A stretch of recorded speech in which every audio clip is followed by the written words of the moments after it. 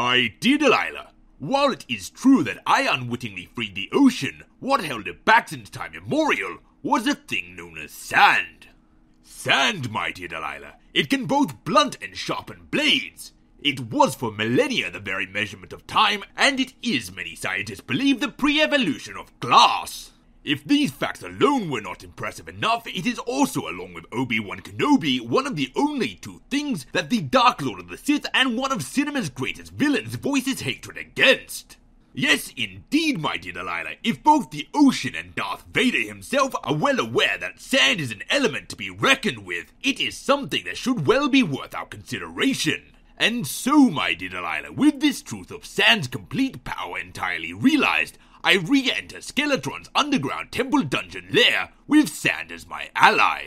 And a powerful ally sand is. You see, my dear Delilah, as you may well remember, one of the many things causing me troubles in Skeletron's underground temple dungeon lair was that there is a rather large drop. This was a problem, my dear Delilah, because as I found out on multiple occasions, falling a far distance is usually rather fatal. However, my dear Delilah, myself and sand hold something in common in this regard. You see, sand, unlike many of the things found in this strange dimension, is still a slave to gravity. However, my dear Delilah, unlike myself, sand does not get injured when falling far distances. And once more, unlike myself, sand is rather stackable. This means that utilizing the magical power of sand, I can close the distance rather significantly between myself and the bottom of Skeletron's underground temple dungeon lair. A smaller distance means a shorter way to fall and a less likely chance that I'll die doing so. The sand method has been a monumental success, and I have reached the bottom of Skeletron's underground temple dungeon lair without much difficulty and considerably less death than usually occurs. Down here I have met a goblin who has asked for help. He unfortunately quickly died thereafter. If I had not recently been besieged by and subsequently wiped out the entire goblin army, this death no doubt would have felt more tragic.